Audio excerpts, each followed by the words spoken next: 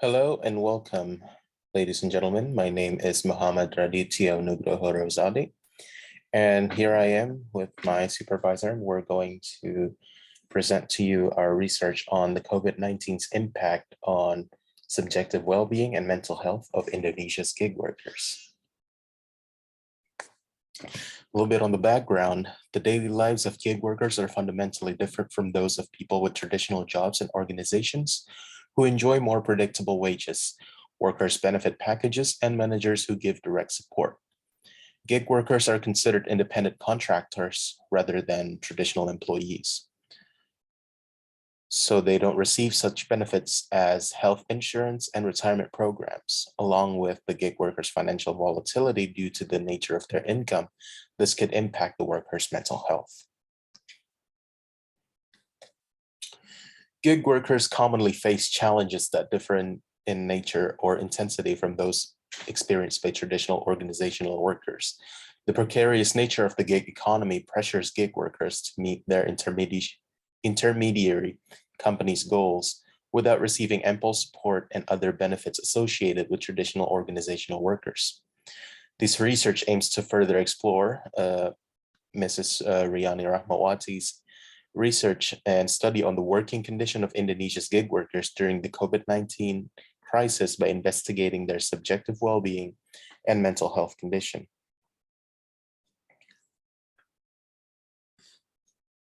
The research purpose here is that this research uses case study evidence to examine how the COVID-19 crisis has impacted the subjective well-being and mental health condition of online platform-based urban gig workers.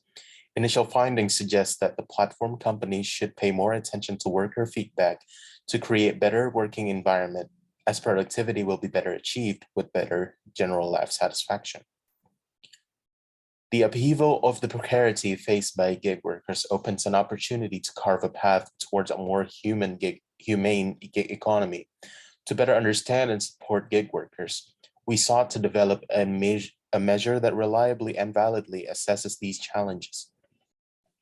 To better understand and support gig workers, the result of the study can be used as a reference for future research and an update reference of previous research by Ms. Rahmawati regarding the working conditions of Indonesia's gig workers during the COVID-19 crisis. Here are some literature review. The first one is by Alec Cram, Martin Wiener, Monideepa Taravdar, and Alexander Benlian, with the title of Algorithmic Controls and Their Implications for Gig Workers' Well-Being and Behavior. The research question here is, how does the use of algorithmic input, behavior, and output controls in gig economy platforms impact worker well-being, as in techno-stressors, with the research methods using Qualtrics survey. The second one is by Benedict Apui and their partners. Gig workers during the COVID-19 crisis in France, financial precarity and mental well-being. With the research question, researchers set out to explore how precarious workers, particularly those employed in the gig economy, balance financial uncertainty, health risks, and mental well-being. Their research methods here are using mixed methods with an online survey. Next is Paul Glavin and his partners. Here his title is Uber Alienated, Powerless and Alone in the Gig Economy. The research question here is sought out to search that the researchers investigate whether engagement in platform work is associated with an increased sense of powerlessness and isolation. Surveys of workers from the Canadian Quality of Work and Economy Life Studies used as the method of research here. Next up, we have Alex Wood and his partners. The title is Network by Commodified, the Disembeddedness of Digital Labor in the Gig Economy. The research question here is how platform workers in Southeast Asia and Sub-Saharan Africa are normatively disembedded from social protections through a process of commodification. The research methods used here are interviews and survey data.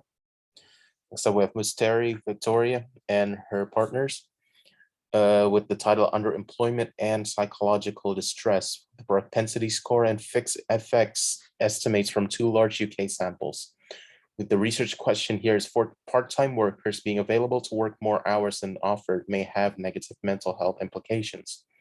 The research methods used by Victoria Musteri here is drawing on two nationally representative British surveys. They tested whether working less than 30 hours per week while preferring to work longer hours is associated with increased psychological distress. The research method here is that the researcher will utilize qualitative approach for this study. With this method, research departs from systematic data collection, which is then analyzed through a series of processes where the two stages, which is data collection and analysis, are inseparable from the theory that intersects the phenomenon being studied. Here are the research design. This study focuses on online motorcycle drivers to understand the implications of working under the primary data were collected in Jakarta, Indonesia. This is due to Jakarta area being the center of business, education, and government. Data collection in this study will be starting from the preliminary studies and then the problem formulation, determining the research objective and benefits, and then determining the boundaries, collecting the data itself, data analysis, interpretation, verification of findings, and then concluding the research itself. Through interviews, researchers can find out more about the way thinking of the informant, behavior, point of view, and interpretation of informant on a problem. And from interviews, researchers can not only hear the answers from the informants directly, but can also more or less assess the level of objectivity of the informants to the answers given, which can be observed through the way of answering, expressions, tone of voice, and other excavations through the development of the questions. Moreover, in this study, researchers want to find out to what extent the impact of COVID-19 crisis affects online platform gig workers is inseparable from the informant's experiences with the precarious nature of the work itself. With interviews, these stories will be better captured compared to using other data collection methods. The data collection was carried through a semi-structured interview. Informants in this study were selected with the purposeful sampling method. With this method, informants are selected based on the relationship between the informant and the subject to be studied, which is considered capable of providing more complete and more in-depth information. The main criteria for informants are online motorcycle taxi drivers in Jakarta area who are actively taking orders from the respective online platforms who are directly involved and affected by the COVID-19 crisis. Here's an insight into the interview guidelines. As a big picture, it starts with the intro, asking regarding their professional background and their work experience, whether as a gig worker or other jobs before they choose to switch their career. And then their personal life experience, how they are doing before and after the during, and after the COVID-19 crisis. And then some questions regarding the subjective well-being that starts with their life satisfaction, career and financial fulfillment, and then how it affects their personal relationship. Then the questions regarding mental health. First off, it's going to be about the psychological distress. Do they feel anxiety due to the precarious nature of the work, how it is before the COVID-19 crisis, during and after, and then the effects of working in night shifts.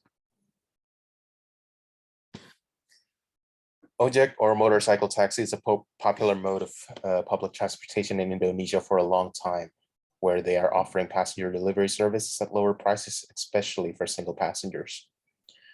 Ordering the service of motorcycle taxis made easier with the rising popularity of online application that provides online motorcycle taxi drivers at the palm of your hand. The researcher here finds three focus points that were pointed out by the driver's interview. First of all, techno-stressors play a big role. Drivers do feel that the app controls their daily routine tightly through the way of protocols are set up through their application. Second, the precarious nature of their income affects anxiety levels in some drivers during the COVID-19 crisis. From the lower amount of job being received to the fact that during the COVID-19 crisis, more people choose to try working as an online motorcycle driver after losing their job during the crisis. Third, as the lack of management support from the intermediary app causes a strain in the management and employee relationship, causes some form of distrust from the driver. As this is an ongoing research, the researcher received some resentments from the driver in the initial data collection process. Due to the fact that the driver wages have just been lowered when the researcher arrived to interview, one driver conveys that he's uncomfortable to share about his experiences due to the fact that in the past, their corporate affiliates have sent undercover agents pretending as either newly recruited online motorcycle driver or as a college student to try and figure out what complaints these drivers have about the company and which one of these drivers could potentially be ones who would provoke a large-scale strike. The conclusion so far is that by referring to the discussion of the results of this study, it is concluded that the prominent use of algorithmic control and distancing strategies utilized by online-based gig platform intermediary companies have adverse effects on their workers' well-being. The role of the intermediary companies is being emphasized by drivers as job provider that lack in support for their employees. The already precarious nature of their work is worsened by the COVID-19 crisis, with some drivers working both day shifts and night shifts in order to cover for their needs.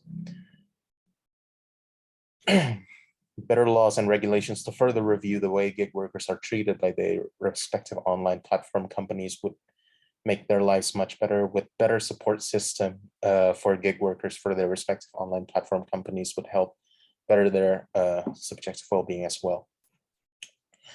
The online platform designed by developers play a large role in how these drivers take job orders. Not only that uncertainties faced by freelancers due to the lack of protection provided by country's law and regulations as a part of gig workers' culture, as said by Wood, Gramlin, Lendon, Virta, the unfair algorithm implemented in the way it measures the driver's performance affects how they receive orders. Better performing drivers would receive more and favorable orders, as example, nearer distance or bigger food delivery orders. In the ongoing trend of online application platforms for gig workers, the focus needs to balance in customer satisfaction and workers' well-being.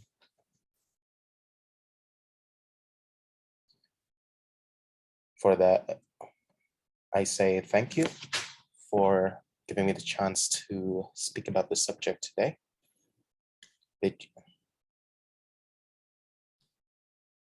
Hope you all have a good day.